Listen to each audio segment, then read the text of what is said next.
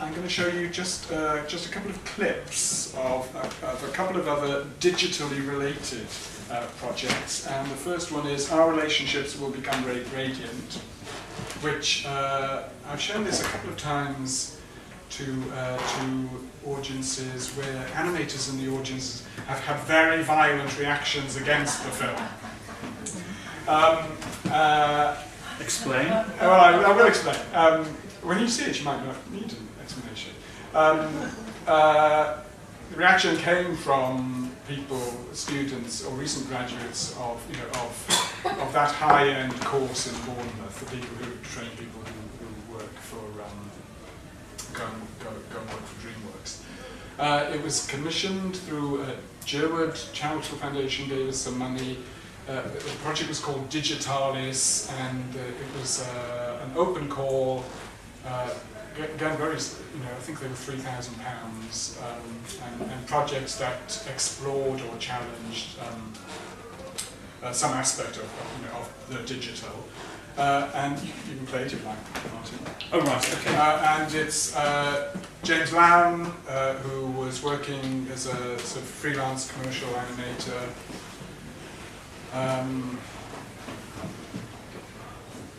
And I might as well tell you, I was at Brighton Lighthouse doing a talk, and after the talk, someone said, I was completely underwhelmed by everything you showed.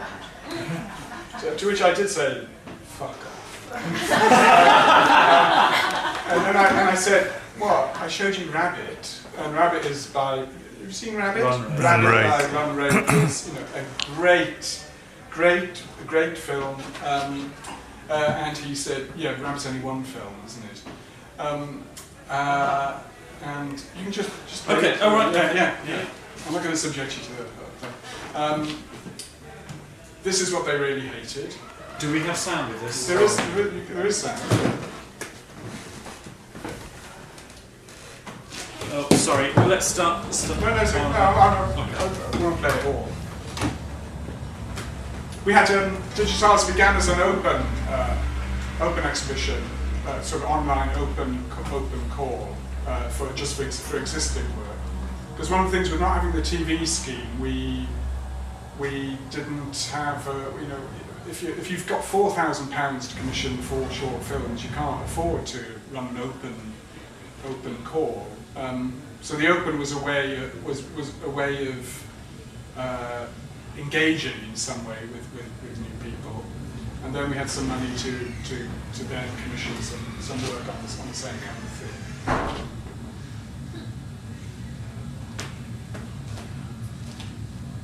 James accepts that he hasn't mastered the software.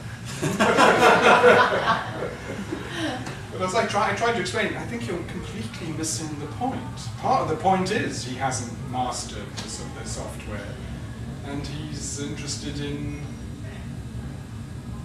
lots of other things. It is like David Lynch. It's Lynchian, as we say. We say Lynchian. I think it's just all about all those kind of TV, soap opera, cinematic kind of things.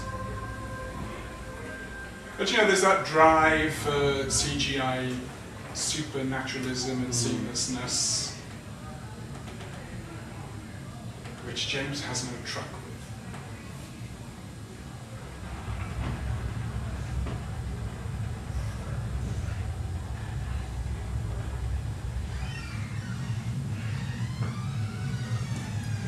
Actually, with both, I'm going to show you something by someone called Alan Warburton, and actually, what connects James and Alan is not only the digital, but, well, in a way the digital, but that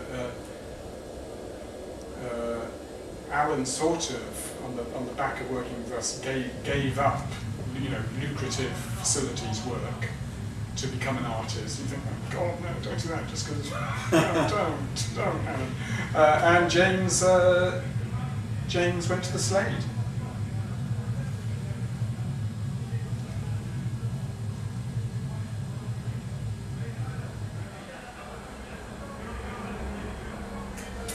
So we'll have a look at spherical harmonics. Okay. We We did. Should I hit play now? Yes, hit play now. It's fine. So it's coming to the end. The random acts. A few more minutes. The random acts, you know, it was Channel 4 late night 3-minute thing, and Lupus, who had managed the animated scheme for Channel 4 and was ex-commission editors from Channel 4. Chris Shepherd curated the random acts for Lupus. They had a bunch of you know, animation commissions, and we did 5 of those, and then we did another 10 directly with Channel 4, and we did one. Alan had applied to the Digitalis thing and didn't get it. And with Random Acts, Channel 4 didn't want us to do an open scheme, but his proposal fitted our. They didn't want it to be themed either, and it's really, you know, it's hard to commission a 3-minute film and then it just gets shown completely randomly late at night. It's hard to build up any kind of I don't know, gravity around it. So we did use a theme. Our theme was the Olympics. So our theme was 2012 Apocalypse, and we commissioned Alan through that to make a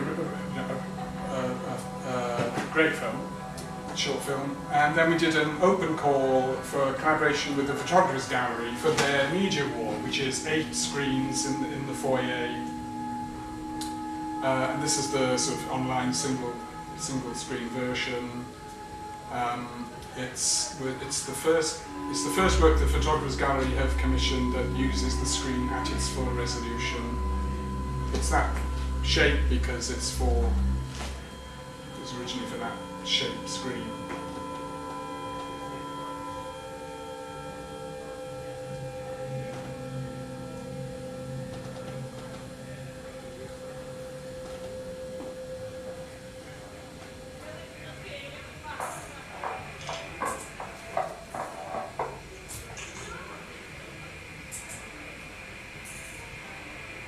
And like James, I think it's interrogating digital aesthetics.